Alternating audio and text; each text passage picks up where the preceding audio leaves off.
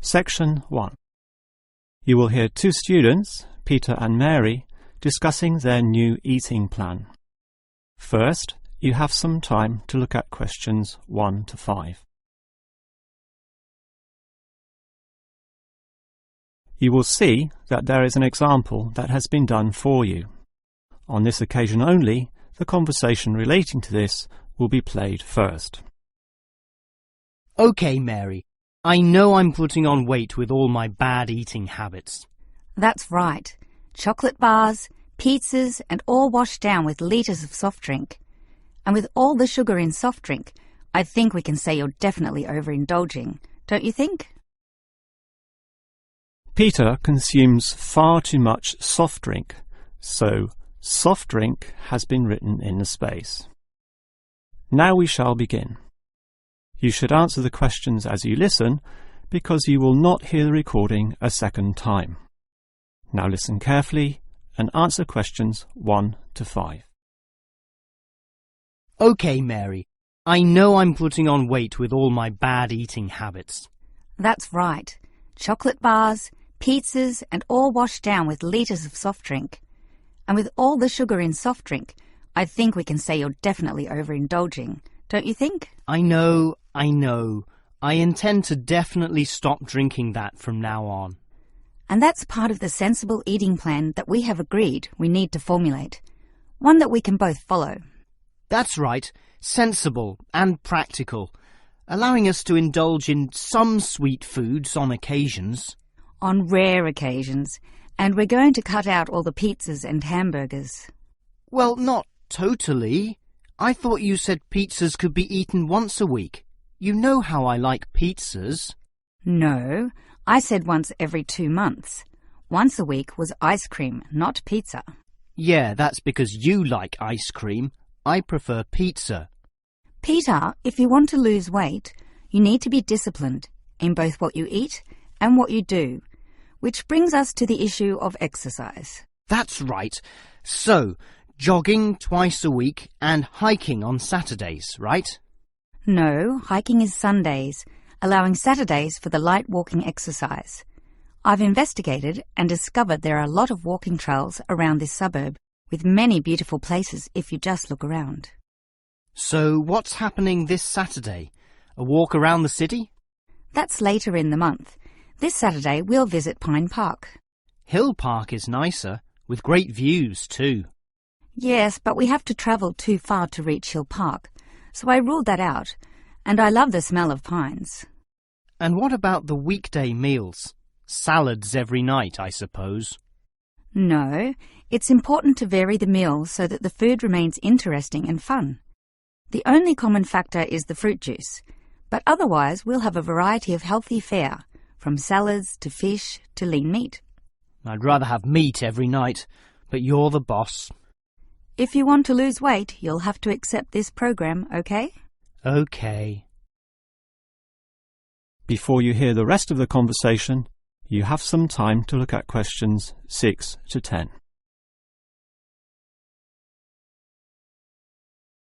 Now listen and answer questions 6 to 10.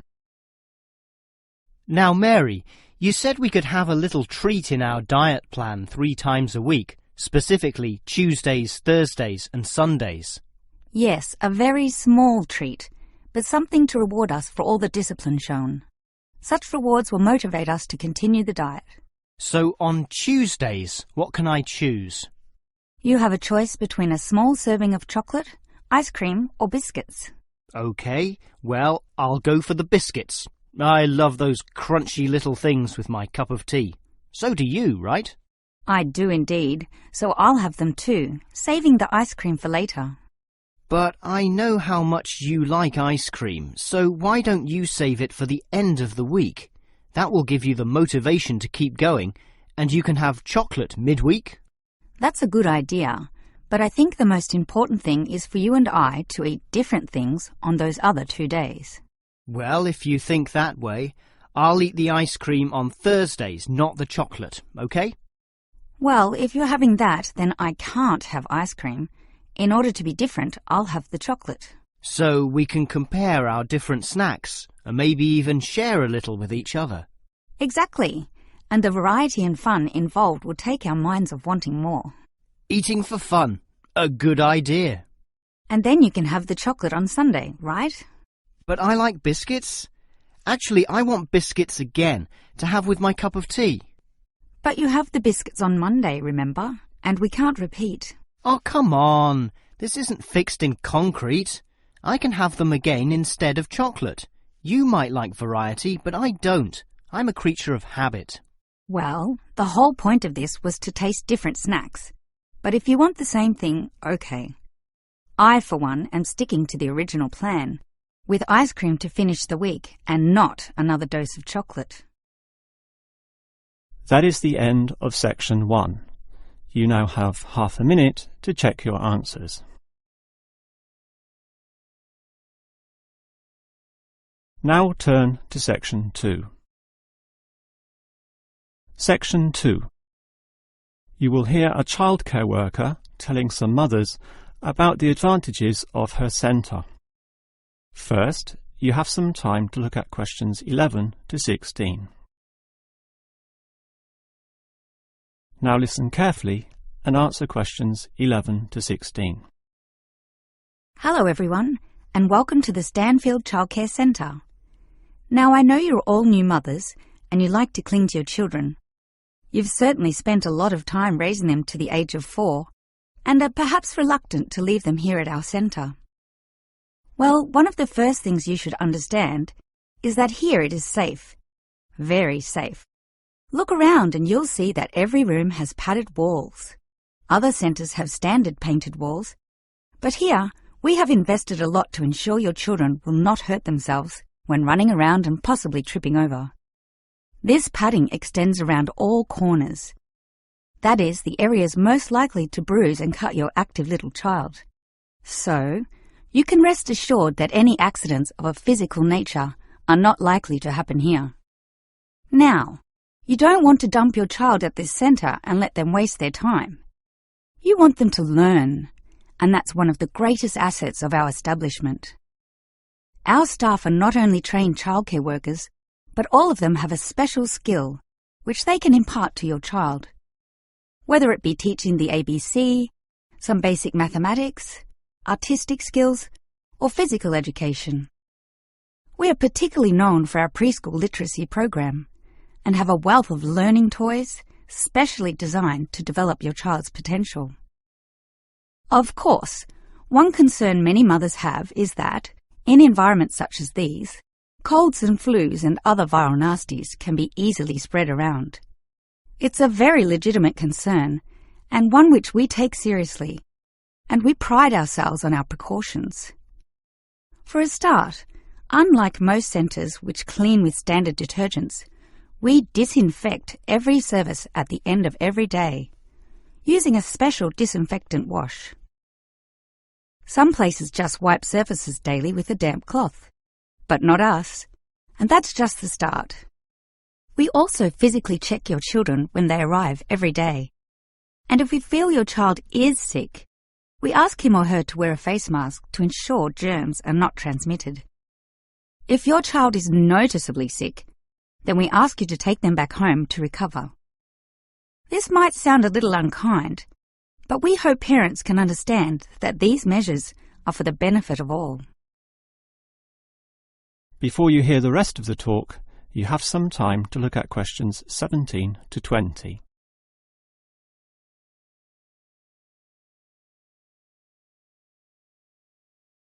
Now listen and answer questions 17 to 20. Now at Stanfield Childcare Centre, we have excellent childcare officers. And let me briefly introduce them. We have Susan, Andrea, Bella, Kathy, Lisa, and Liz. They're all fully trained and come with some individual assets which make them even better. Bella, for instance, knows children very well, having worked here for 5 years, and Kathy has her own family, 2 little girls, so she can talk to you with first-hand knowledge of what it's really like to raise children. But getting back to Bella, she often relaxes here after work, spending long hours chatting to parents, as does Kathy in fact. But in terms of hours, nothing can compare to Andrea, who will sometimes spend the night here, staying in our overnight room.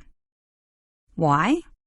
Because this centre is very friendly and simply a great place to be. Bella, for example, used to be quite shy herself, but now is marvellous with the little kiddies, as outgoing as any of them. We let Kathy, though, deal with the particularly quiet and introverted children, since having her own family, she knows what can really bring them out. Of course, what better way to do this than with yummy homemade cakes, and Kathy often gets these from Bella, who can make some of the best in town.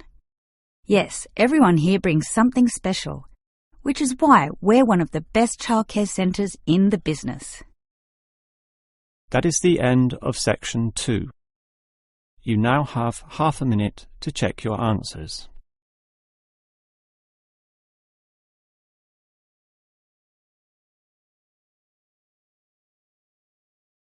Now turn to section 3. Section 3. You will hear a student, Eric, talking to his lecturer, Miss Harris, about essay writing. First, you have some time to look at questions 21 to 25.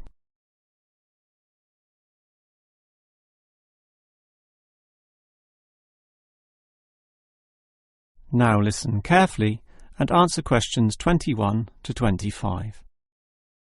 Hi, Miss Harris. Here we are talking once again. Well, I'm always willing to help out wherever possible. Is anything troubling you? Well, your advice last week about writing summaries was very useful, and I'm using these summaries a lot in order to prepare my final master's thesis. But you're having problems, right? Yes, I have a few issues to discuss. Obviously, I want a good essay, and I want to achieve high marks, but I'm not sure on the best way to start. That's an easy question. Start with a topic, but not one that I necessarily suggest, but one that you want to explore. You will always write better when doing so on a topic you are interested in, not one imposed upon you by others. Well, I'm interested in management theory. Then pursue that. However, that alone is far too broad. Break it into various current areas of discussion and relevance. Then look more carefully at one of them. Say, management and cultural differences, or management and motivation, or other aspects, such as the role of salary, group cohesion, or leadership. I would say I'm interested in group cohesion, that is, how people interact in the workplace. Well, that's a start, but you can't then just write planlessly without defining exactly what you intend to do within the area you've chosen. You'll have to think of a thesis, and this statement could be of several types. Such as what? Oh, you could argue a point, something that you believe in, or discuss an issue, looking at its various perspectives, or critique the opinions of others, pointing out the pitfalls and flaws. The thesis statement will make that very clear because it will say, in simple terms, what you intend to achieve in your essay. I see. And then I can just begin writing, right? Wrong. Huh? If your essay is going to be clear, it needs to be logical and organised, and this means you'll need an outline. This could be written as a flowchart or spider graph, that is, a series of connected lines. But whatever shape the outline takes, there must be a sense of progress in, more or less, a straight line towards a goal. And then my essay will be good? With such progression, definitely, as long as you do achieve everything that you set out to do, as specified in the beginning, okay? Before you hear the rest of the conversation, you have some time to look at questions 26 to 30.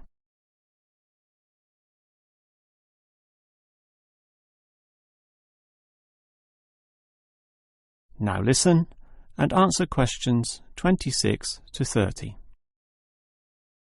Well, Ms. Harris, your advice about essay writing all sounds very useful, solid and step-by-step, so I'll certainly follow that. But can you tell me in more general terms, what constitutes the best essay? Oh, there are many aspects to consider, but one of the most important is certainly original thinking. The best essays are written by people who think for themselves, and not just copy or imitate established views. I think I can do that. But remember, you can't just give a list of unsupported assertions. There needs to be support as well. A chain of logic linking each step in your argument. Right. Yet that alone is not enough. Your argument may be logically sound, but is it practically so? For that, you need examples from real life to illustrate your points or subpoints. I've got lots of examples from my course readings. I suppose I could use them. But remember, whenever you use an example or facts or figures that are not commonly known, you must give a reference. That's an academic necessity, without which your writing will automatically fail. So it's necessary to give these, right? Absolutely. And with that, your essay will be fine. But always ensure that you format it clearly. What do you mean? I mean the practical considerations, as written in the University Style Guide, such as leaving appropriate margins, using double spacing, Arial font, and so on. You see, your writing must look good as well as be good. I can certainly do that. And finally, related to the previous point, you need to respect the number of words required. Your individual lecturers will give you a word count figure, so follow what they say, making your essay neither too long nor too short. Perhaps 10% either way should be acceptable. 15% was common when I was younger, but it's a lot stricter now, and 20% would be pushing the boundaries just a little too far. I guess I can do all that. Thanks for your advice. That is the end of section 3. You now have half a minute to check your answers.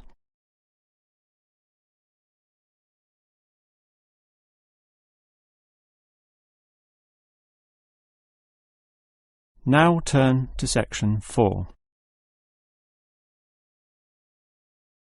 Section 4. You will hear a lecturer discussing the history of people's beliefs regarding whether the Sun or the Earth is at the centre of the solar system. First, you have some time to look at questions 31 to 33. Now listen carefully and answer questions 31 to 33. In the night sky, the stars appear to revolve around the Earth, rising in the east and disappearing in the west.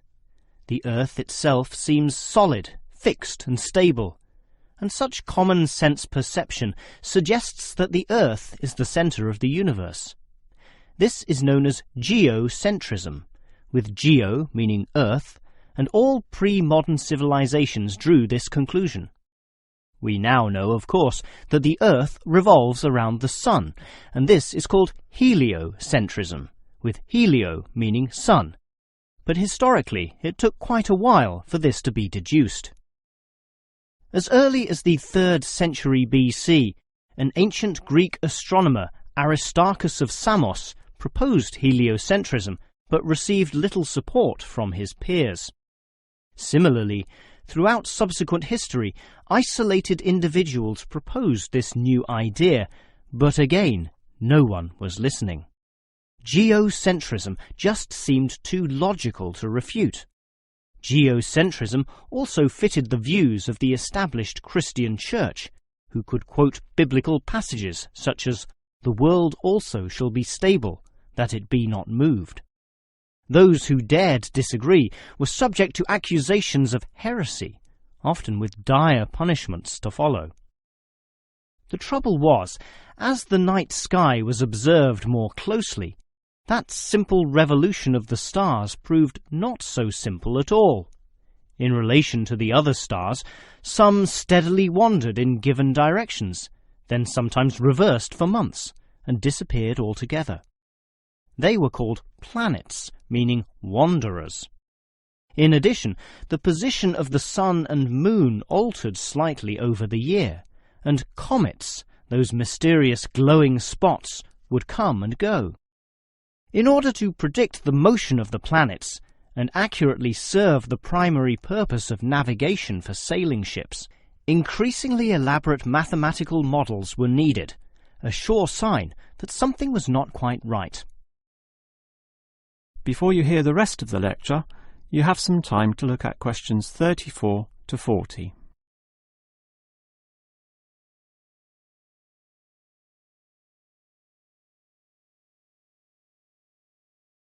Now listen and answer questions 34 to 40.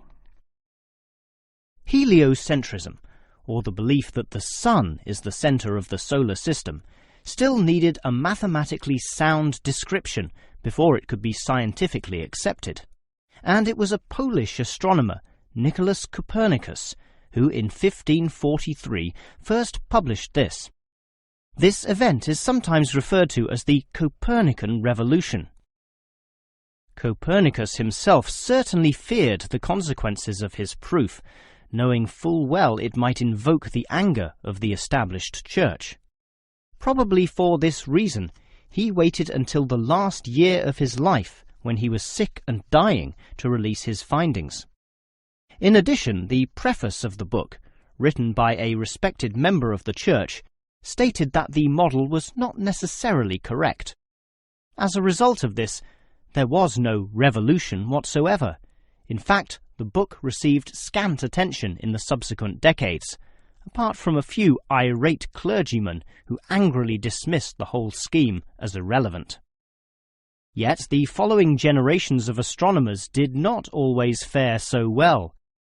The Italian scientist Galileo got into trouble, as did a fellow Italian with the surname Bruno, Giordano Bruno, who was burnt at the stake. Yet ultimately nothing could slow the spread of heliocentrism across Europe. It formed the basis of Isaac Newton's great work on the motion of the planets, a work which implied that even the Sun, around which the Earth circled, was itself in motion around a common centre of gravity. No discourse about heliocentrism could finish without mentioning that, somewhat unbelievably, there still exist those today who choose to believe that the Earth is the centre of the universe. Modern geocentrism is usually the result of literal interpretations of the Bible, which is the cornerstone of these people's beliefs. They, therefore, also believe in creationism, that is, that a God created everything, and while we may smile at this, it is sobering to consider that surveys have revealed that up to 10% of British people, 12% of Europeans, 20% of the USA, and 25% of the Middle East still hold the belief that the Sun revolves around the Earth. One can only wonder what Copernicus would have thought of this. That is the end of section 4. You now have half a minute to check your answers.